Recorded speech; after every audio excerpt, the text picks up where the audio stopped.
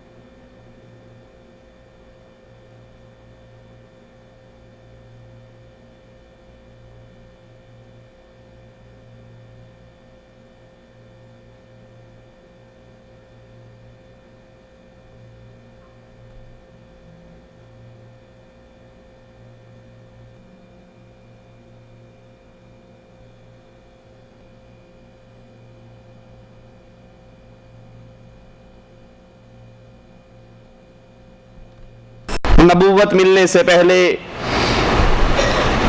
آپ کی عزت کرنے والے اس دعوت کی بنا پر آپ کے دشمن بن گئے، اور یہ دشمنی حد سے گزرتی گئی۔ کبھی تو دوران نماز آپ کے کندھوں پر اونٹ کی جیر پھینکی گئی، کبھی آپ کے گلے کے اندر کپڑا ڈال کر بل دیے گئے، کبھی آپ کے راستے میں کانٹے اور پتھر بچھائے گئے، کبھی آپ کے ساتھیوں کو تپتے ہوئے ریت اور کوئلوں پر لٹایا گیا۔ رسول اللہ صلی اللہ علیہ وسلم یہ تمام پریشانیاں، مصیبتیں، توحید کے راستے کی رکاوٹیں برداشت کرتے جا رہے ہیں، اللہ کی دعوت، اللہ کا پیغام وہ لوگوں تک پہنچا رہے ہیں۔ اسی مکی ایام کے اندر جب نوبت یہاں تک پہنچ جاتی ہے کہ کفار مکہ اللہ کے نبی علیہ الصلوۃ والسلام کے قتل کی پلاننگ شروع کر دیتے ہیں، اللہ عز و جل اپنے نبی علیہ الصلوۃ والسلام کو مزید اپنی نشانیاں دکھانے کے لیے آسمانوں پر بلاتا ہے، آپ کو معراج کروائی جاتی ہے۔ اب اس معراج کے حوالے سے بھی ہمارے ملکوں کے اندر، انڈیا پاکستان کے اندر بڑے عجیب و غریب قسم کے واقعات، بڑے عجیب و غریب قسم کے عقائد بڑے مشہور ہیں۔ جو ہی رجب کا مہینہ آتا ہے، من گھڑت مسائل، من گھڑت عقیدے، من گھڑت اعمال، اس کا دروازہ کھل جاتا ہے۔ بلکہ پرسوں ہی کیو ٹیلی ویژن، اس پر ایک مفتی صاحب فتویٰ دے رہے تھے، کوئی اگر رجب کے مہینے میں 8 روزے رکھ لیتا ہے تو جنت کے 8 دروازے کھل جاتے ہیں۔ کوئی یہ کر لیتا ہے تو یہ ہو جاتا ہے، یہ کر لیتا ہے تو یہ ہو جاتا ہے۔ اس معراج کے واقعے کو سامنے رکھ کر ہمارے ہاں بڑی نظمیں اور نعتیں بنی ہوئی ہیں۔ ایک بڑی مشہور نعت ہے، پنجابی کا شاعر کہتا ہے، کی نہیں کیتا یار نے ایک یار واسطے، رب محفلاں سجائیاں دیدار واسطے۔ بالکل جیسے عاشق اور معشوق کی ملاقات ہوتی ہے، اس معراج کے سفر کو وہی صورت دے دی گئی ہے کہ عرش سجا رہے تھے، عرش سج رہا تھا، اللہ کے نبی جا رہے تھے، اور اللہ نے اپنے نبی کے دیدار کے لیے یہ سارا معاملہ کروایا تھا، پاس بٹھا کر دیکھنا تھا کہ اللہ اپنے عرش پہ ہوتے ہوئے اپنی مخلوق کو نہیں دیکھ رہا۔ آئیے ذرا قرآن و حدیث سے، اللہ کے نبی علیہ الصلوۃ والسلام کی سیرت سے اس واقعے کی حقیقت تو دیکھیں۔ اللہ کے نبی علیہ الصلوۃ والسلام ام ہانی کے گھر کے اندر آرام کر رہے، جبرائیل علیہ الصلوۃ والسلام آتے ہیں، براق سواری ان کے ساتھ ہے، جو خچر سے چھوٹی، گدھے سے بڑی، اللہ کے نبی علیہ الصلوۃ والسلام کو اس سواری پر بٹھایا جاتا ہے۔ اگر اسی ایک معراج کے سفر کو اور معراج کے سفر سے جو سبق ہمیں ملتا ہے اس کو یاد کر لیا جائے تو انڈیا، پاکستان، بنگلہ دیش، افغانستان، یہ بر صغیر کے لوگوں کے عقیدوں میں سے بہت سے عقیدوں کی صفائی ہو جاتی ہے۔ اللہ اللہ کے نبی صلی اللہ علیہ وسلم جو ہی براق پر بیٹھتے ہیں یہ جانور تھر تھراتا ہے، کانپتا ہے۔ نوریوں کا سردار ہے جبرائیل علیہ السلام، ساری نوری مخلوق کا سردار، یہ آگے بڑھ کر براق کی لگام کو تھام لیتا ہے۔ سوار کون ہے؟ بشر۔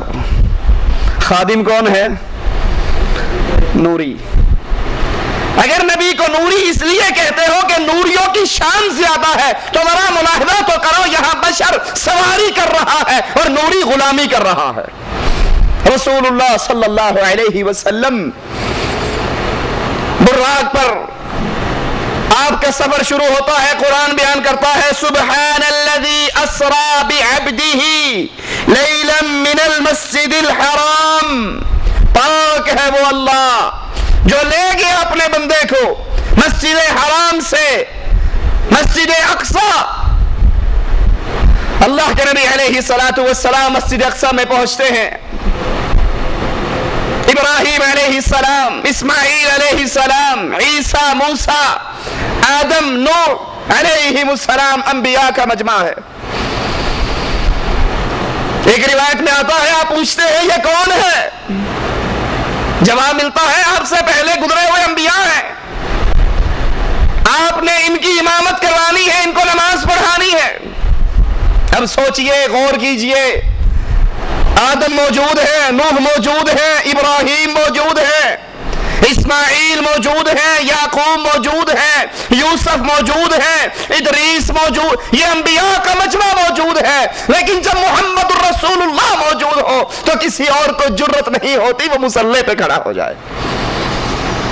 سارے انبیاء کی جماعت رسول اللہ صلی اللہ علیہ وسلم نے کروائی تاکہ یہ دنیا یاد کر لے یہ نبی صرف آنے والوں کا امام نہیں، جانے والوں کا بھی امام ہے۔ یہ امتیوں کا ہی امام نہیں، یہ انبیاء کا بھی امام ہے۔ امام الانبیاء محمد الرسول اللہ صلی اللہ علیہ وسلم، آپ سے بڑا امام کوئی اور ہے؟ امام اعظم ہے، قائد اعظم ہے، رہبر اعظم ہے، رہنما اعظم ہے محمد الرسول اللہ صلی اللہ علیہ وسلم۔ اللہ کے نبی صلی اللہ علیہ وسلم سے امام اعظم کا لقب چھین کر ہم نے اپنے مولویوں کو دے رکھا ہے، ہمارا امام اعظم فلاں ہے، ہمارا امام اعظم فلاں ہے۔ حالانکہ امام اعظم سب سے بڑے امام، جو نبیوں کے بھی امام، امتیوں کے بھی امام، وہ صرف محمد رسول اللہ صلی اللہ علیہ وسلم۔ آپ جماعت کرواتے ہیں، آسمان کی طرف سفر شروع ہوتا ہے، پہلے آسمان پر پہنچتے ہیں، پہلے آسمان کا دربان جبرائیل علیہ السلام سے پوچھتا ہے آپ کے ساتھ کون ہے؟ جواب ملتا ہے محمد الرسول اللہ ہے صلی اللہ علیہ وسلم۔ پہلے آسمان پر پہنچے، جبرائیل کہتے ہیں اللہ کے نبی یہ آپ کے بابا آدم ہیں، ان کو سلام کیجئے۔ اللہ کے نبی حضرت آدم کو سلام کرتے ہیں۔ ذرا غور کرنا ایک ایک واقعے پر، ایک ایک نقطے پر۔ جبرائیل بتا رہے ہیں اللہ کے نبی یہ آدم ہے، سلام کیجئے۔ اللہ کے نبی سلام کہتے ہیں، آدم علیہ السلام کہتے ہیں وعلیکم السلام، مرحبا پیارے بیٹے اور پیارے نبی، نیک بیٹے اور نیک نبی۔ اللہ کے نبی صلی اللہ علیہ وسلم دیکھتے ہیں آدم علیہ السلام کے دائیں طرف بھی کچھ لوگ ہیں جن کو دیکھ کر آدم ہنستے ہیں، بائیں طرف کچھ لوگ ہیں جن کو دیکھ کر روتے ہیں۔ پوچھتے ہیں یہ کیا ماجرا ہے؟ جبرائیل بتاتے ہیں اللہ کے نبی جو آدم علیہ السلام کے دائیں طرف ہیں یہ وہ آدم کی اولاد ہے جو جنت میں جائے گی، ان کو دیکھتے ہیں خوش ہوتے ہیں، اور جو بائیں طرف ہیں یہ جہنمی ہے، ان کو دیکھتے ہیں تو روتے ہیں۔ اللہ کے نبی علیہ السلام پہلے آسمان سے دوسرے آسمان پر جاتے ہیں، رسول اللہ صلی اللہ علیہ وسلم، جبرائیل ساتھ ہے، آسمان کا فرشتہ سوال کرتا ہے، جبرائیل سے پوچھتا ہے آپ کے ساتھ کون ہے؟ وہی جواب ملتا ہے کہ محمد الرسول اللہ صلی اللہ علیہ وسلم میرے ساتھ ہے۔ اللہ کے نبی علیہ السلام دوسرے آسمان پر پہنچتے ہیں. حضرت عیسیٰ اور حضرت یحییٰ ان دونوں نبیوں سے اللہ کے نبی علیہ السلام کی ملاقات دوسرے آسمان پر ہوتی ہے. عیسیٰ علیہ السلام درمیانہ قد، سرخ و سفید رنگ، بال آپ کے کھڑے ایسے جیسے ابھی نہا کر آئے ہیں. آپ ان کو سلام کہتے ہیں، یہ آپ کا سلام کا جواب دیتے ہیں، مرحبا صالح نبی، صالح بھائی. رسول اللہ صلی اللہ علیہ وسلم تیسرے آسمان پر پہنچتے ہیں. حضرت یوسف علیہ السلام سے رسول اللہ صلی اللہ علیہ وسلم کی ملاقات ہوتی ہے. آپ انہیں سلام کہتے ہیں، اور اللہ کے یہ نبی یوسف، اللہ نے ان کو حسن اور خوبصورتی کا ایک بڑا وافر حصہ عطا کیا ہے. رسول اللہ صلی اللہ علیہ وسلم چوتھے آسمان پر پہنچتے ہیں. دربان آسمان کا جبرائیل علیہ السلام سے وہی باتیں دہراتا ہے، آپ وہی جواب دیتے ہیں. یہاں چوتھے آسمان پر رسول اللہ صلی اللہ علیہ وسلم کی ملاقات حضرت ادریس علیہ السلام سے ہوتی ہے. اللہ کے نبی پانچویں آسمان پر حضرت ہارون علیہ السلام سے ملاقات ہوئی. آپ نے سلام کہا، انہوں نے جواب دیا، مرحبا پیارے بھائی اور پیارے نبی. رسول اللہ صلی اللہ علیہ وسلم چھٹے آسمان پر پہنچتے ہیں، اور یہاں آپ کی ملاقات موسیٰ علیہ السلام سے ہوتی ہے. آپ سلام کہتے ہیں، حضرت موسیٰ جواب دیتے ہیں. جب اللہ کے نبی آگے بڑھتے ہیں تو موسیٰ علیہ السلام رونے لگ جاتے ہیں. جبرائیل علیہ السلام پوچھتے ہیں کیا ماجرا ہے؟ وہ کہتے ہیں یہ نبی مجھ سے بعد میں آنے والے، لیکن اس کی امت میری امت سے زیادہ ہوگی، اور اہل جنت کے اندر بھی اس کی امت کی تعداد باقی نبیوں کی امتوں سے زیادہ ہوگی. یہ سوچ کر میں خوشی سے میرے آنسو نکلتے ہیں. رسول اللہ صلی اللہ علیہ وسلم ساتویں آسمان پر پہنچتے ہیں. اللہ کے نبی علیہ السلام کی ملاقات حضرت ابراہیم علیہ السلام سے ہوتی ہے. ابراہیم بیت معمور جو فرشتوں کی مسجد ہے، اس کا ٹیک لگا کر بیٹھے ہوئے، یہ وہ مسجد ہے جس کے بارے میں رسول اللہ صلی اللہ علیہ وسلم نے فرمایا بیت معمور میں روزانہ 70,000 فرشتہ نماز پڑھتا ہے، لیکن سنو، جو فرشتہ ایک نماز پڑھ لیتا ہے دوبارہ قیامت تک اس کا نمبر ہی نہیں آتا. اتنی بڑی تعداد اللہ کے فرشتوں کی. ابراہیم علیہ السلام، جبرائیل کہتے ہیں اے نبی یہ آپ کے باپ ابراہیم ہیں، ان کو سلام کیجئے. اللہ کے نبی علیہ السلام سلام کرتے ہیں. اس کے بعد آپ کو سدرۃ المنتہا پر، سدرۃ المنتہا بیری کا ایک درخت ہے، اللہ کے نبی علیہ السلام فرماتے ہیں یہ درخت، اس کے بیر جیسے حجر کے مٹکے ہوں. آپ نے دیکھا ہوگا اپنے علاقوں میں گھڑے، یہ ان مٹکوں جتنے بیر ہیں، اس کے پتے ہاتھی کے کان کے برابر ہیں. جبرائیل نے بتایا یہاں سے 4 نہریں نکلتی ہیں، 2 دنیا والوں کے لیے ہیں اور 2 اہل جنت کے لیے ہیں، دنیا والوں سے پوشیدہ ہے. زمین سے جتنے فرشتے اوپر بڑھتے ہیں یہاں آ کر رک جاتے ہیں، اوپر سے جتنے فرشتے اترتے ہیں وہ بھی یہاں آ کر رک جاتے ہیں. جو انہوں نے لینا ہوتا ہے یہاں سے لے لیتے ہیں، اور جو انہیں دیا جاتا ہے وہ یہاں پر دیا جاتا ہے. رسول اللہ صلی اللہ علیہ وسلم کے سامنے دودھ کا پیالہ، شراب کا پیالہ اور شہد کا پیالہ پیش کیا جاتا ہے. اللہ کے نبی علیہ السلام دودھ کا پیالہ لیتے ہیں اور اسے پی لیتے ہیں. جبرائیل علیہ السلام فرماتے ہیں کہ یہ اللہ کا شکر ہے، آپ نے فطرت کو قبول کیا، آپ کی پوری امت فطرت پر ہے اور آپ بھی فطرت پر ہیں. یہاں رسول اللہ صلی اللہ علیہ وسلم پر 50 نمازیں فرض کی جاتی ہیں. رسول اللہ صلی اللہ علیہ وسلم واپس آتے ہیں، حضرت موسیٰ علیہ السلام کے پاس سے گزر ہوتا ہے. موسیٰ علیہ السلام پوچھتے ہیں کیا ملا، معراج کا تحفہ کیا ہے؟ آپ فرماتے ہیں نمازیں فرض ہوئی ہیں 50 نمازیں. موسیٰ علیہ السلام فرماتے ہیں اے اللہ کے نبی، مجھے بنی اسرائیل کا تجربہ ہے، آپ سے پہلی امت کی طرف میں بھیجا گیا، یہ اتنی نمازیں نہیں پڑھ سکیں گے، جائیے اللہ سے درخواست کیجئے اللہ ان نمازوں میں تخفیف کر دے. رسول اللہ صلی اللہ علیہ وسلم واپس جاتے ہیں، نمازیں 40 ہو جاتی ہیں، پھر آتے ہیں، پھر موسیٰ علیہ السلام پوچھتے ہیں کتنی رہ گئی، جواب دیا جاتا ہے اتنی نمازیں ہیں۔ وہ کہتے ہیں دوبارہ جائیے، اللہ سے پھر درخواست کیجئے، اللہ آپ کی نمازوں کو مزید کم کر دے، اس امت سے اتنی نمازیں نہیں پڑھی جائیں گی۔ اللہ کے نبی پھر جاتے ہیں، پھر واپس آتے ہیں، موسیٰ علیہ السلام پھر دوبارہ بھیجتے ہیں، اور اس طرح بار بار آنے جانے کے بعد رسول اللہ صلی اللہ علیہ وسلم آ کر بتاتے ہیں کہ 5 نمازیں رہ گئی ہیں، اللہ نے باقی نمازیں معاف کر دی۔ موسیٰ علیہ السلام فرماتے ہیں بنی اسرائیل کا مجھے تجربہ ہے، اس امت کے پاس میں جا کر دیکھ چکا ہوں، یہ نمازیں بھی مشکل ہیں، آپ جائیے اللہ سے درخواست کیجئے 5 میں سے بھی کمی کرے۔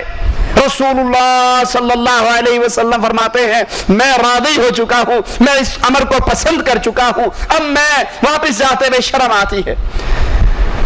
اللہ عز و جل فرماتا ہے اے نبی، میں نے آپ کی امت پر رحمت کی، میں نے آپ کی امت پر رحمت والا معاملہ کیا اور ان نمازوں میں تخفیف کی، لیکن سنیے یہ میرے نزدیک وہی 50 ہے، اللہ کی باتیں تبدیل نہیں ہوا کرتی، میرے نزدیک وہی 50 ہے، آپ کی امت میں سے جو 5 نمازیں پڑھے گا اس کے لیے تو 5 ہوگی، لیکن اللہ عز و جل اس کے نامہ اعمال کے اندر 50 کا ثواب لکھے گا۔ یہ اصل معراج کا انعام، یہ معراج کا تحفہ۔ سوچئے رجب کے مہینے میں معراج کا ذکر کرنے والوں کہ یہ اصل تحفہ ہے، کتنے ہیں ہم میں سے جو اس تحفے کی پابندی کرتے ہیں اور اللہ کے اس انعام کی پابندی کرتے ہیں کہ 5 پڑھ لیجئے، اللہ اس 5 کو 5 نہیں رہنے دے گا، اللہ کی باتیں تبدیل نہیں ہوتی، اللہ کے کلمات تبدیل نہیں ہوتے، تم تو 5 پڑھو گے لیکن اللہ عز و جل اس 5 کے بدلے میں تمہیں 50 کا ثواب عطا کرے گا۔ اللہ کی رحمت تو بہت زیادہ ہے۔ اسی موقع پر اللہ عز و جل نے اپنے رسول علیہ السلام کو یہ خوشخبری بھی سنائی، آپ کی امت میں سے جو انسان بغیر شرک کیے میرے پاس آئے گا اس کے گناہ کتنے ہوں، ایک شرک نہ ہونے کی وجہ سے میں اس کے سارے گناہوں کو معاف کر دوں گا۔ ایک نیکی کا بدلہ 10 نیکی ہے۔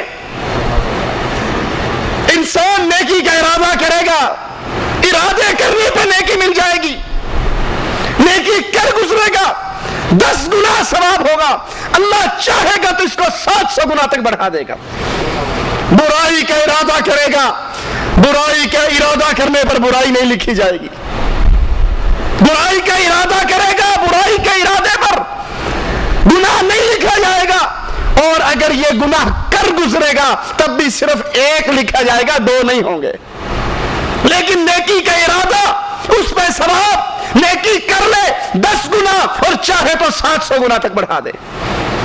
اور اسی موقع پر رسول اللہ صلی اللہ علیہ وسلم کو سورۃ بقرہ کی آخری 2 آیات کی خوشخبری دی گئی، یہ خزانہ اسی موقع پر اس کی خوشخبری دی۔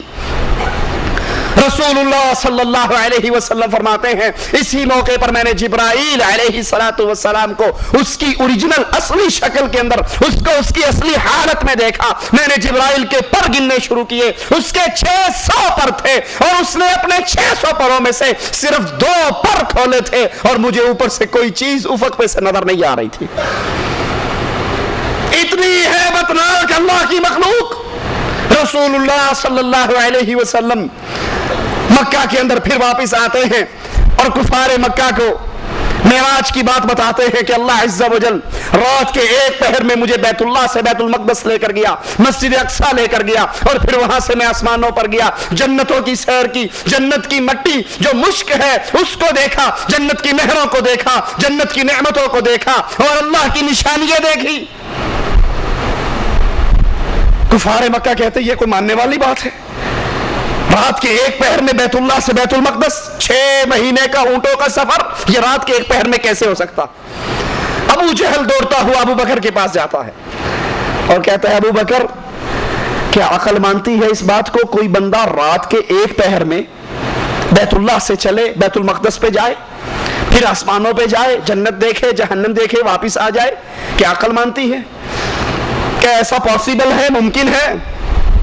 ابو بکر کہتے نہیں ایسی بات نہیں ہے, غلط ہے یہ. کہا پتا ہے یہ دعویٰ کس نے کیا ہے؟ اللہ ہم سب کو ابو بکر رضی اللہ عنہ وارضاہ والا ایمان نصیب فرما دے, ان کے نقش قدم پہ چلنے کی توفیق عطا فرما دے. کہا پتا ہے یہ دعویٰ کس نے کیا ہے؟ ابو بکر نے کہا کس نے کیا؟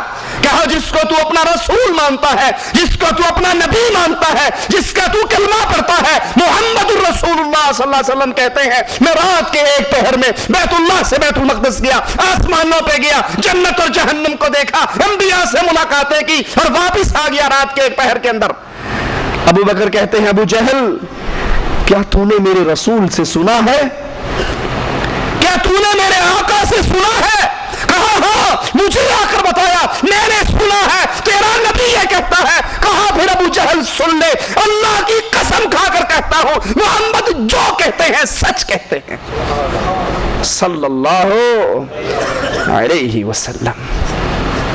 ابو جہل حیران, کہتا ہے ابو بکر عقل مانتی ہے؟ کہا عقل مانے نہ مانے ابو بکر کا ایمان مانتا ہے, محمد جو کہتے ہیں سچ کہتے ہیں, اس کے ہونٹوں سے جھوٹ نکلا نہیں کرتا.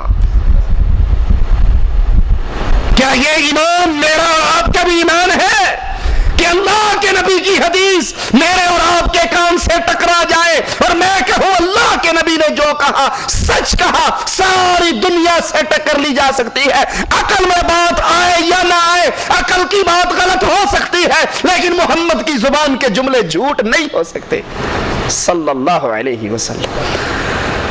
کفار مکہ کہتے ہیں اچھا ٹھیک ہے, بخاری و مسلم میں یہ حدیث موجود ہے, اگر آپ کہتے ہو کہ ہم بیت المقدس میں گئے تو بتاؤ بیت المقدس کے دروازے کتنے ہیں, بیت المقدس کی کھڑکیاں کتنی ہیں, بیت المقدس کے حلیے کے بارے کے اندر کفار سوال کرنا شروع کر دیتے ہیں. محمد الرسول اللہ صلی اللہ علیہ وسلم وہ نبی جس پر اللہ وحی اتار دیتا ہے تو نبی بتا دیتے ہیں, اور اگر اللہ وحی نہ اتارے تو نبی کو پتا, عالم الغیب تو صرف ایک اللہ ہے, فلا یظہر علی غیبہ احدا الا من ارتضی من رسول. اللہ اپنی غیب کی بات کسی کو نہیں بتایا کرتا سوائے اپنے نبیوں کو, جس کو چاہتا ہے جو چاہتا ہے بتا دیتا. اللہ کے نبی علیہ الصلوۃ والسلام فرماتے ہیں یہ سنتے ہی ان کے یہ سوالات سن کر مجھے اتنا غم اور دکھ ہوا, اتنا دکھ ہوا کہ اتنا دکھ مجھے پہلے کبھی نہیں ہوا کہ میں نے تو خود کہا میں بیت المقدس ہو کر آیا, اب یہ پوچھتے ہیں دروازے کتنے ہیں, کھڑکیاں کتنی ہیں, اور مجھے تو علم نہیں ہے. مجھے اس بات کا بڑا صدمہ ہوا, اللہ عز و جل نے اپنی قدرتوں کے ساتھ سارے پردے ہٹا کر بیت المقدس کو میرے سامنے کر دیا. میں بیت المقدس کو دیکھ رہا تھا, کفار سوال کر رہے تھے اور ان کے سوالوں کا جواب میں دیتا رہا. محمد الرسول اللہ صلی اللہ علیہ وسلم جب تک اللہ نے ان پردوں کو نہیں ہٹایا, آپ کے سامنے بیت المقدس کو نہیں کیا, آپ کو کچھ علم نہیں. کفار پوچھ رہے ہیں, آپ کو ان سوالوں پر دکھ ہو رہا ہے, لیکن جب اللہ نے بتا دیا, اللہ نے پردوں کو ہٹا دیا, اللہ نے دکھا دیا, تو پھر ان کی ایک ایک بات کا جواب دے دیا. رسول اللہ صلی اللہ علیہ وسلم سے پوچھا گیا اے اللہ کے پیارے نبی کیا آپ نے اللہ کو دیکھا ہے؟ یہی نعتیں چلتی ہیں نا, کی نہیں کیتا یار نے کی یار واسطے, رب محفلاں سجائیاں دیدار واسطے. یہ تو ساری ملاقات ہی دیدار کے لیے تو آئے تھے. حفاظت قرآن منتظر عباس نقوی شیعہ کی کتاب ہے, وہ تو اس سے آگے کہتا ہے جب معراج ہوئی اللہ کے نبی عرش پہ پہنچے تو پھر وہاں پردہ پڑا ہوا تھا. اللہ نے پوچھا یہ پردہ, رسول اللہ صلی اللہ علیہ وسلم نے پوچھا یہ پردہ کیسا ہے, تو پردہ ہٹا دیا گیا, پیچھے سے حضرت علی نمودار ہو گئے. کہا تجھے معراج پہ بلایا ہی اس لیے تاکہ علی کی ولایت تجھے سمجھا دی جائے. اللہ کے نبی سے سوال ہوتا ہے آپ نے اللہ کو دیکھا, آپ نے اللہ کا دیدار کیا؟ رسول اللہ صلی اللہ علیہ وسلم نے فرمایا, صحیح مسلم کے اندر کتاب الایمان میں یہ روایت موجود ہے کہ میں نے تو نور کو دیکھا, اور اللہ کا حجاب, اللہ کا پردہ بھی نور ہے. اللہ اگر نور کے پردوں کو ہٹا دے تو اللہ کے چہرے کے نور سے جہاں تک نگاہ جائے ہر چیز جل کر راکھ ہو جائے. اللہ کی ایک تجلی احد پہاڑ طور پہاڑ برداشت نہیں کر سکا. اس دنیا کا انسان دنیا کے جسم کے ساتھ, دنیا کی آنکھوں کے ساتھ اپنے رب کا دیدار نہیں کر سکتا. ہاں جب قیامت کا دن ہوگا, جنتی جنت میں جائیں گے, تو رسول اللہ صلی اللہ علیہ وسلم نے فرمایا تم اپنے اللہ کے دیدار ایسے کرو گے جیسے 14ویں کے چمکتے ہوئے چاند کو دیکھتے. حضرت عائشہ رضی اللہ تعالی عنہا فرماتی ہے, جس نے یہ کہا کہ رسول اللہ صلی اللہ علیہ وسلم نے اللہ سے ملاقات کی, اللہ کا دیدار کیا, اللہ کو دیکھا, فقد کذب علی النبی, اس نے محمد رسول اللہ پر جھوٹ بولا. یاروں نے تو عقیدے گھڑ لیے.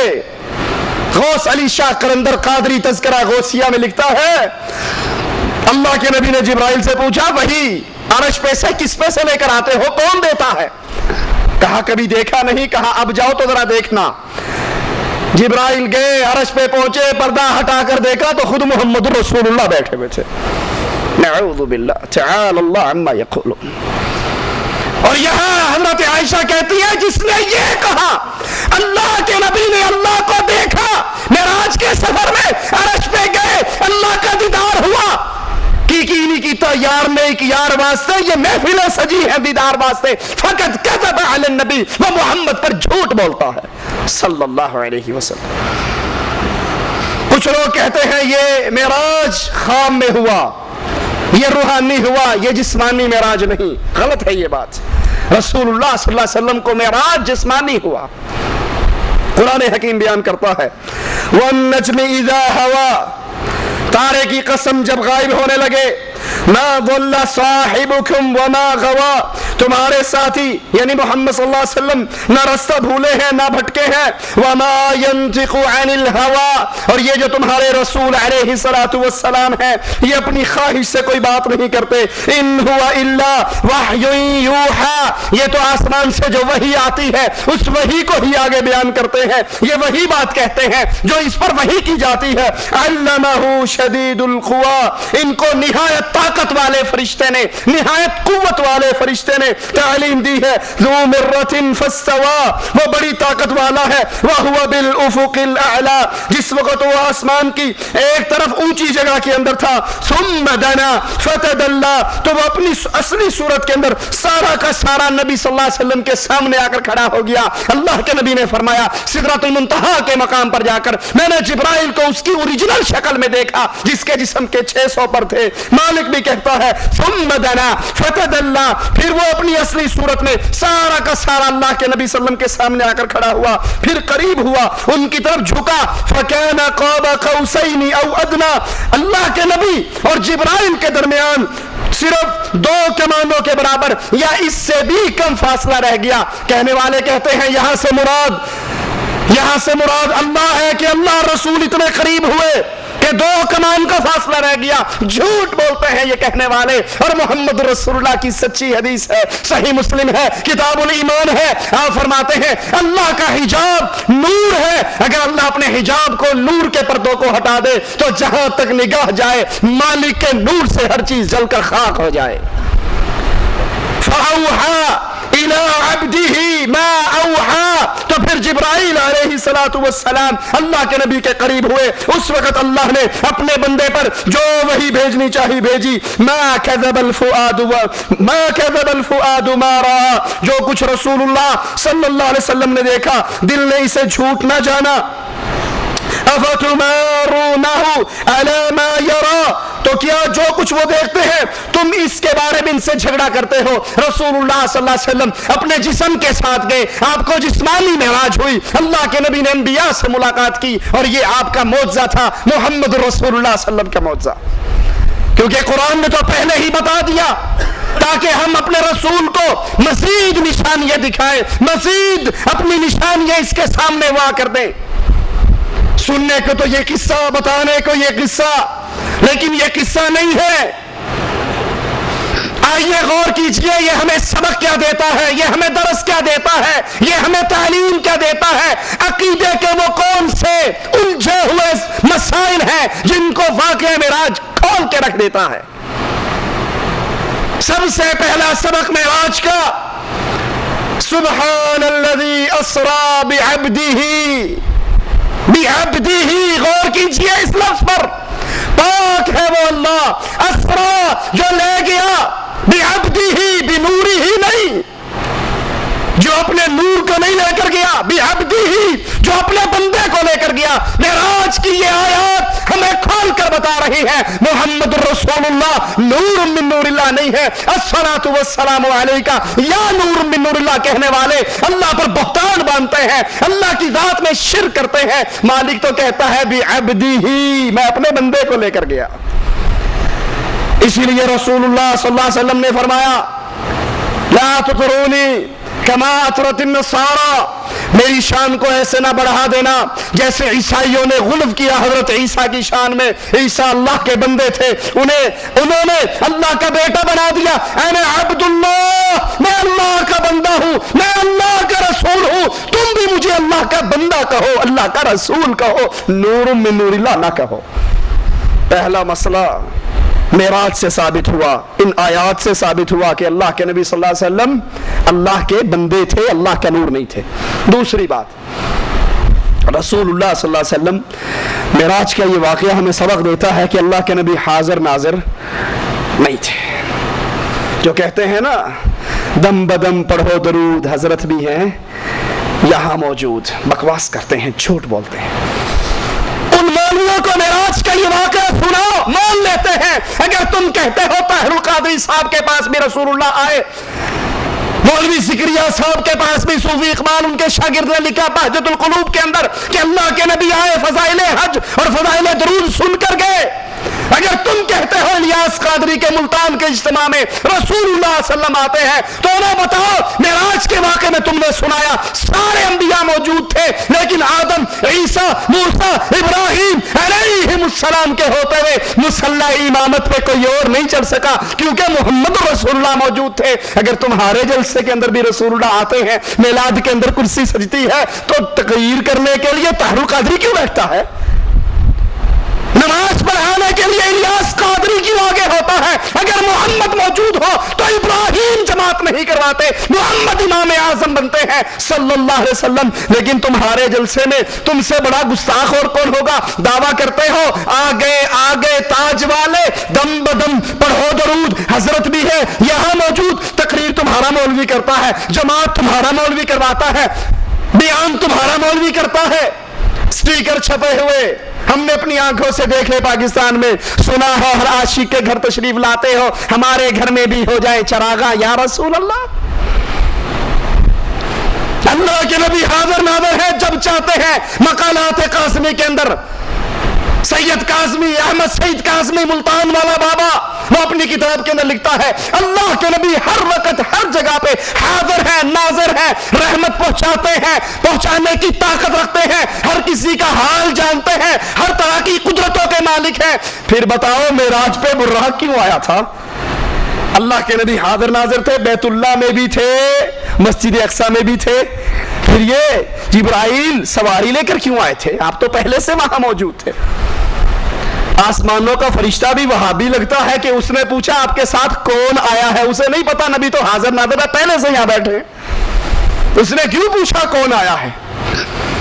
آپ بیت اللہ میں تھے تو بیت المقدس خالی تھا، جب آپ بیت المقدس میں پہنچے بیت اللہ خالی تھا، جب آپ پہلے آسمان پر پہنچے تو پوری دنیا خالی تھی، محمد رسول اللہ صلی اللہ علیہ وسلم دنیا پہ نہیں تھے۔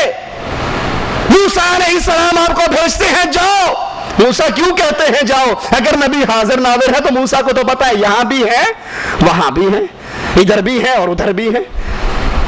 دوسرا سبق معراج، قصہ معراج، واقعہ معراج آپ کو ہمیں کیا سکھاتا ہے؟ کہ اللہ کے رسول حاضر نہیں ہے، ناظر نہیں ہے، ایک اللہ ہے جو اپنے عرش پہ مستوی ہے، اس کا علم، اس کی قدرت، اس کی طاقت، اس کا کنٹرول ہر چیز کو ہر وقت گھیرے ہوئے ہے، لیکن وہ بھی حاضر نہیں، اپنے عرش پر مستوی ہے۔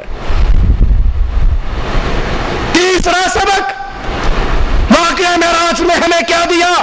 کہ محمد رسول اللہ صلی اللہ علیہ وسلم امام اعظم ہیں، قائد اعظم ہے، رہبر اعظم ہے، ان کے ہوتے ہوئے کوئی اور امام نہیں بن سکتا، کوئی اور قائد نہیں بن سکتا. آپ بھی اپنے بنائے ہوئے، اپنے گھڑے ہوئے، اپنے تراشے ہوئے بزرگوں کو چھوڑ کر صرف ایک بزرگ کا دامن پکڑ لو، اور وہ بزرگ نہ رائمنڈ والا، نہ دیوبند والا، نہ بریلی والا، نہ کوفے والا، نہ بغداد والا، وہ بزرگ ہے محمد الرسول اللہ صلی اللہ علیہ وسلم. اس کو کیوں پکڑ لو کہ قرآن کہتا ہے وما ينطق عن الهوى. انڈیا والے بزرگ اپنی مرضی سے بولتے ہیں، بغداد والے اپنی مرضی سے بولتے ہیں، رائمنڈ والے اپنی مرضی سے بولتے ہیں، اور محمد عرش والے کی مرضی سے بولتے ہیں صلی اللہ علیہ وسلم. اللہ کے نبی کے علاوہ نہ کوئی قائد اعظم ہے، نہ کوئی امام اعظم ہے. یہ قائد بھی ہے، امام بھی ہے، رہنما بھی ہے، لیڈر بھی ہے، نبی بھی ہے، مرشد بھی ہے. جس کو یہ مرشد مل جائے اسے کوئی اور پیر پکڑنے کی ضرورت نہیں رہتی. چوتھا سبق معراج ہمیں کیا دیتی ہے؟ یہ ایک واقعہ ہمیں کیا بتاتا ہے کہ محمد رسول اللہ عالم الغیب نہیں ہے. عالم الغیب ہوتے تب جبرائیل نے کہا تھا اللہ کے نبی یہ بابا آدم ہے، ان کو سلام کرو، تو نبی کو کہنا چاہیے تھا کہ جبرائیل لگتا ہے تو بھی بابی ہے، تو مجھے بتا رہا ہے یہ آدم ہے، میں تو عالم الغیب ہوں.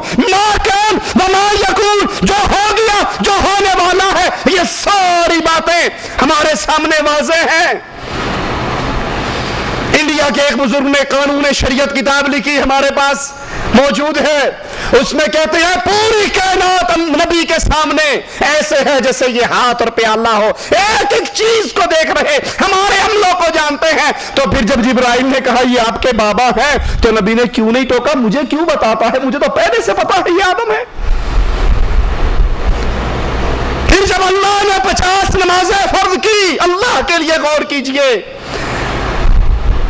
آپ سے چندوں کا سوال نہیں، عقل کو استعمال کیجئے، اللہ کے رسول کی باتوں پہ غور کیجئے، اپنے ایمان کو سدھار لیجئے.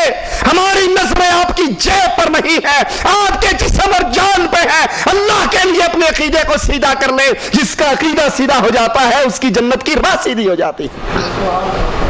وہ اور ہوں گے جو گیارہویں کے نام پہ، تیجوں کے نام پہ، کنڈوں کے نام پہ کھانے والے ہوں گے. ہم کھانے والے نہیں، آپ کی جان کو آگ سے بچانے والے ہیں. اللہ کی رحمت سے دعوت یہ ہے توحید کو سدھار لو، عقیدے کو سیدھا کر لو. جس کا عقیدہ سیدھا ہو گیا، رب نے اپنے نبی کو سدرۃ المنتہا پہ یہ خوشخبری دی تھی جو شرک کے بغیر میرے پاس آئے گا سارے گناہوں کو معاف کر کے جنت کے وارث بنا دوں گا. اللہم اجعلنا منہم ومعہم وفیہم. اللہ کے نبی پر 50 نمازیں فرض ہوئی. اللہ کے نبی عالم الغیب ہوتے تو وہیں کہتے اللہ ابھی جتنی کم کرنی ہے ایک ہی دفعہ کم کر دے، بار بار کیوں چکر لگوائے گا؟ خود غور کر لو. موسیٰ علیہ السلام اپنے تجربے کی بنیاد پر کہتے ہیں میں پہلے دنیا والوں کے پاس جا چکا ہوں، اتنی ساری نہیں پڑیں گے، جاؤ کم کرواؤ. جب اللہ نے 40 کی تو نبی وہاں نہیں کہہ سکتے تھے کہ آخر آپ نے 5 ہی دینی ہے نا، میرے پھیرے ضرور مروانے، یہی ختم کرو، جو 5 دینی ہے 2 میں جاؤں. اللہ کے نبی عالم الغیب نہیں، عالم الغیب فلا یظہرہ علی غیبہ احدا. غیب دان صرف ایک اللہ ہے، عالم الغیب صرف ایک اللہ ہے. نبیوں کو جتنا بتا دیا جاتا ہے پتہ لگ جاتا ہے، اور جو بات رب چھپا لیتا ہے اس کا پتہ نہیں لگتا. ایک اور سبق اس واقعہ معراج سے ہمیں ملتا ہے کہ رسول اللہ صلی اللہ علیہ وسلم اللہ کا دیدار نہیں کرتے، عرش پہ نہیں پہنچتے، عرش پہ پاؤں نہیں رکھتے، بلکہ وہ سدرۃ المنتہا سے اوپر جہاں تک مالک نے چاہا وہ لے گیا، اور پھر صرف نور کو، اللہ کے نور کے حجاب کو دیکھا اور واپس آ گئے. یہ دعویٰ کرنے والے کہ اللہ کے نبی عرش پہ گئے، اللہ سے ملاقات ہوئی، آمنا سامنا ہوا، دیدار ہوا ایک دوسرے کا، یہ دعویٰ کرنے والے حضرت عائشہ بتاتی ہیں جھوٹ بولتے ہیں. محمد رسول اللہ صلی اللہ علیہ وسلم نے اپنے رب کا دیدار، اور خود اللہ کے نبی نے فرمایا میں نے تو نور کو دیکھا ہے. اللہ کے لیے، دین کے لیے وقت نکالیے، اپنے ایمان اور عقیدے کی اصلاح کیجئے. ہر وہ عمل جو دین کے نام پہ اسلام میں داخل ہو رہا ہے اس کو کاٹ ڈالیے. وہ بدعات، وہ اعمال جو رسول اللہ صلی اللہ علیہ وسلم کے نام پر، دین کے نام پر، اسلام کے نام پر دنیا میں مشہور ہو رہے، اس کو لائیے قرآن و حدیث پہ پیش کیجئے.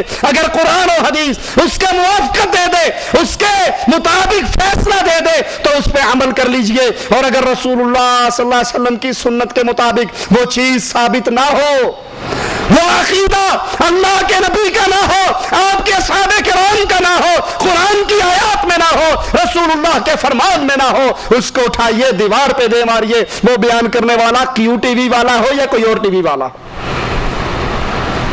یہ دین کے نام پر بے دینی پھیلانے والے چینل، واللہ اللہ سے ڈر کے کہتا ہوں، انڈیا کی انگلش فلموں کے چینل اتنے خطرناک نہیں ہے اس امت اسلام کے لیے جتنے خطرناک یہ کیو ٹی وی کی شکل کے اندر شرک پھیلانے والے چینل ہے. اس کے ذریعے ایمان کا بیڑا غرق ہوتا ہے. فلم دیکھ کر تو صرف انسان گناہگار ہوتا ہے، اور کیو ٹی وی کی بکواسات سن کر ہو سکتا ہے انسان ایمان سے ہی فارغ ہو جائے. اس لیے اللہ سے ڈریے، قرآن حکیم کو لازم پکڑیے. دن کے اندر 10 منٹ 15 منٹ آدھا گھنٹہ نکالیے، اس قرآن کا ترجمہ پڑھیے، تفسیر پڑھیے، اس قرآن سے ہدایت لیجئے. صحیح بخاری ہر گھر میں، ہر کمرے میں رکھیے. صحیح بخاری کو حرز جا بنائیے. ہر مسئلہ آپ کو درپیش ہو، اللہ کے نبی کی حدیثوں کو کھولیے، اس پہ عمل کیجئے. اللہ سے دعا ہے اللہ ہمارے گناہوں کو معاف فرما دے، اللہ ہماری خطاؤں کو معاف فرما دے، اللہ ہماری سیاہ کاریوں کو معاف فرما دے، اللہ ہمیں زندہ رکھے، ایمان پہ رکھے، اللہ ہمیں موت دے اس حال میں دے. اللہ ہم سے راضی ہو، ہم اپنے اللہ سے راضی ہوں. اقول قولی هذا واستغفر الله لي ولكم ولسائر المسلمين فاستغفروه انه هو الغفور الرحيم. بچی اور بچے کے عقیقے میں کیا فرق ہے؟ بچہ اگر اس کا عقیقہ کرنا ہے تو 2 جانور ہیں اور بچی کے لیے 1 جان ہے. ہم دیکھتے ہیں جب طلاق دیتے ہیں تو اسی دن عورت کو گھر سے نکال دیتے ہیں. کیا یہ صحیح ہے؟ کتنی مرتبہ طلاق بولنا چاہیے؟ کتنے دن کی عدت ہونی چاہیے؟ طلاق دینے کے بعد عورت کو فوراً گھر سے نہیں نکالنا چاہیے، بلکہ وہ عدت کے دن اپنے خاوند کے گھر کے اندر، اگر پہلی طلاق ہے یا دوسری طلاق ہے تو پھر وہ خاوند کے گھر کے اندر اپنے عدت کے دن گزارے. 3 طہر اس میں خاوند کو اجازت ہے شریعت کی طرف سے، وہ چاہے رجوع کر لے، اور اگر وہ رجوع نہیں کرتا تو عدت گزرنے کے بعد ان دونوں کو دوبارہ نکاح کی اسلام اجازت دیتا ہے. اور جب طلاق دی جائے، اگر انتہائی مجبوری کی حالات بن جائیں تو صرف 1 دفعہ کہا جائے کہ تجھے طلاق ہے. طلاق طلاق طلاق 3 فائر نہ ماریں، اور پھر حلالہ کروانے کے لیے بے غیرت مولویوں کے پاس چکر نہ ماریں. یہ حلالہ نہیں، یہ حرامہ ہے. اور 1 دفعہ 3 طلاق کہنا بھی درست نہیں ہے، صرف 1 ہی کہنا چاہیے. اور اگر کسی نے غلطی میں 3 طلاق کہہ بھی دی ہے تب بھی 1 ہوتی ہے، 3 نہیں ہوتی. کیا مردے کو دفن کرتے وقت اذان دینی چاہیے؟ رسول اللہ صلی اللہ علیہ وسلم کی کسی حدیث سے ثابت نہیں ہے کہ مردے کو قبر میں اتار کے اذان دینی چاہیے. اگر وہ نمازی تھا تو پہلے نمازیں پڑھتا تھا. اب جو قبر ہے یہ دارالحساب ہے، یہ دارالعمل نہیں ہے. یہاں تو حساب و کتاب شروع ہو گیا. اب آپ کس کو نمازیں پڑھا رہے ہیں اذان دے کے؟ ایک آدمی کہتا ہے اس کے ساتھ ٹونا کیا گیا ہے جبکہ وہ نماز کا پابند بھی ہے. اس کو برے برے خیالات آتے ہیں. اگر کسی نے کسی پر جادو وغیرہ کر دیا ہے، کروایا ہے، یا شیاطین کا کوئی اثر ہے تو اس اللہ کے بندے کو چاہیے کہ سورۃ بقرہ مستقل ڈیلی اس کی تلاوت کرے، پڑھے. اللہ کے نبی صلی اللہ علیہ وسلم نے فرمایا جس گھر میں سورۃ بقرہ پڑھی جائے وہاں سے شیطان بھاگ جاتا ہے. رات کو سونے کے اذکار پڑھیں، صبح اٹھنے کی دعائیں پڑھیں، گھر میں آنے جانے کے اذکار پڑھیں تو شیطان ویسے ہی بھاگ جائے گا. کیا نکاح یعنی شادی سے پہلے 1-2 مہینے پہلے حق مہر دیا جا سکتا ہے تاکہ لڑکی والوں کے گھر کے کام آ سکے، یا صرف نکاح کے وقت ہی دیا جا سکتا ہے؟ جو حق مہر طے ہو گیا ہے، آپ نکاح پہ دینا چاہتے ہیں نکاح پہ دے دیں، نکاح سے پہلے دینا چاہتے ہیں وہ آپ کی مرضی ہے، لیکن وہ آپ پر واجب تبھی ہے جب آپ کا نکاح ہوتا ہے. ہو سکتا ہے حق مہر لے لیں اور نکاح نہ دیں، پھر کیا کرو گے؟ مال بھی جائے گا. اس لیے جب نکاح ہو اس وقت حق مہر دیں. لیکن اگر آپ سمجھتے ہیں کہ ان کو ضرورت ہے، سامان بنانا ہے یا کوئی اور معاملہ ہے، پہلے بھی دیں تو واللہ عالم، میرے علم میں کوئی حرج نہیں ہے. سلام پھیرتے وقت دونوں طرف دیکھنا ہے یا ایک طرف؟ دونوں صورتیں جائز ہیں. یہ سوال ہے ٹیلی فون پہ نکاح کے متعلق کہ لوگ ٹیلی فون پہ نکاح کر لیتے ہیں. ٹیلی فون پہ نکاح اگر انتہائی مجبوری ہے, آپ کو چھٹی نہیں ملتی, آپ نہیں جا سکتے, اور پھر آپ نے نکاح کے بعد یہاں بلانا ہے, تو وہ بھی ایسی صورت میں کہ جب آپ قبول کرتے ہیں, ایجاب و قبول ہوتا ہے, وہ ایسا جہاز ہو جس پہ آواز بلند ہو اور چند لوگ آپ کے پاس بھی آواز سننے والے اور کچھ ان کے پاس بھی آواز سننے والے, ٹھیک ہے, صرف لڑکی لڑکے کی آپس کی گفتگو نہ ہو, کسی کو پتہ نہیں اس نے کیا کہا اور اس نے کیا کہا ہے. وہ جو گواہ بنیں گے نکاح پر, وہ گواہ تبھی بنیں گے جب آپ کی آواز سنیں گے. تو ایسا معاملہ اگر انتہائی مجبوری کے اندر ہو تو بعض علماء نے اس کی اجازت دی ہے, واللہ اعلم. وطروں میں 2 رکعت کے بعد اتحیات نہ بیٹھنا. رسول اللہ صلی اللہ علیہ وسلم کی حدیث ہے, آپ نے فرمایا جب تم 3 رکعت وطر پڑھو تو مغرب کی مشابہت نہ کرو. مغرب میں 2 رکعت پڑھ کے تشہد بیٹھا جاتا ہے, لیکن وطر جب پڑھو تو اللہ کے نبی نے فرمایا مغرب کی مشابہت نہ کرو, یعنی پہلی رکعت پڑھ کے کھڑے ہو جاؤ, دوسری پڑھ کے کھڑے ہو جاؤ, اور تیسری کے اندر صرف 1 تشہد بیٹھو. جب ایک مرتبہ نماز با جماعت ہو جائے تو اسی جگہ دوبارہ امام جماعت کرا سکتا ہے یا نہیں؟ کچھ لوگ کہتے ہیں کہ جب ایک جگہ نماز با جماعت ہو جائے تو وہاں یا اس جگہ یعنی مصلی پر نہیں کرانی چاہیے. یہ بنائی ہوئی باتیں ہیں, کوئی ایسی بات نہیں ہے. اگر آپ آئے ہیں اور جماعت ہو چکی ہے, اس کو روٹین نہ بنائیں نماز سے تاخیر ہونا, لیکن اگر کبھی تاخیر ہوگی, آپ آ گئے, نماز کا سلام پھر گیا اور آپ کے ساتھ 2-4 ساتھی ہیں, تو آپ کھڑے ہو کے جماعت کرا سکتے ہیں. حدیث میں آتا ہے ایک صحابی آئے اور نماز کا وقت گزر گیا تھا, تو اللہ کے نبی صلی اللہ علیہ وسلم نے فرمایا کون ہے, نماز کا وقت نہیں, نماز ہو چکی تھی, سلام پھر چکا تھا, جماعت ختم ہو گئی تھی, آپ نے فرمایا کون ہے جو اپنے بھائی پر صدقہ کرے, ٹھیک ہے, تو اس مسجد میں جماعت ہو چکی تھی, پھر آپ نے دوسری جماعت کا حکم کیوں دیا؟ واللہ اعلم. سبحانک. جی اگر اجازت دے دو. جی جی سوال کا تعلق عقیدے سے. ہاں جی. سوال میرا یہ ہے کہ جب بھی آپ نے ابھی فرمایا کہ نبی کریم صلی اللہ علیہ وسلم نے بیت المقدس میں سارے انبیاء علیہ السلام کو نماز پڑھائی, الحمدللہ میرا عقیدہ ہے, مگر جو نیو کہنے والے لوگ ہمیں یہ کہتے ہیں کہ آپ کہتے ہیں جو دنیا سے چلا گیا اس زمین پہ آتا ہی نہیں, تو نبی کریم صلی اللہ علیہ وسلم نے سارے انبیاء علیہ السلام کو بیت المقدس میں نماز کیسے پڑھائے, سارے وسلم کیسے, تو اس کی تھوڑی سی وضاحت کیجیے تاکہ شک شبہ دور ہو جائے. جزاک اللہ خیر. بھائی نے سوال کیا کہ اللہ کے انبیاء سارے بیت المقدس میں اکٹھے ہوئے اور آپ نے وہاں پر سارے انبیاء کو نماز پڑھائی, تو قرآن و حدیث تو یہ کہتا ہے جو مر کے چلا گیا وہ دوبارہ اس دنیا پہ نہیں آتا.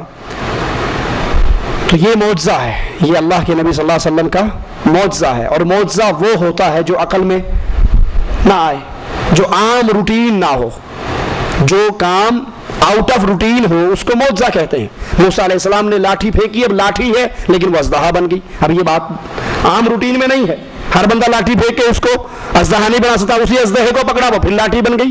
تو تمام انبیاء کا وہاں پر اکٹھا ہونا اور آپ صلی اللہ علیہ وسلم کا نماز پڑھانا یہ معجزہ ہے, اور اللہ کے نبی کو جتنے معجزے دیے گئے اہل سنت والجماعت ان تمام معجزوں پر اپنا ایمان رکھتے ہیں. یہ معجزہ ہے, روٹین کی بات نہیں. آپ جو کہتے ہو کہ ہر جمعرات کو آتے ہیں کھیرے کھا کر جاتے ہیں, یہ تو آپ نے روٹین بنائی ہے, ٹھیک ہے. انبیاء کا معجزہ ہے. عیسیٰ علیہ السلام کو معجزہ دیا, مر جاتا, وہ مردے کو کہتے قم باذن اللہ, اللہ کے حکم سے کھڑا ہو, وہ کھڑا ہو جاتا. یہ انبیاء کے معجزے ہیں. انبیاء کے معجزے اور چیز ہیں اور روٹین کی باتیں اور چیز ہیں. واللہ اعلم.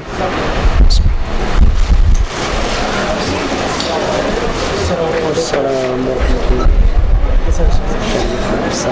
ٹھیک ہے. السلام.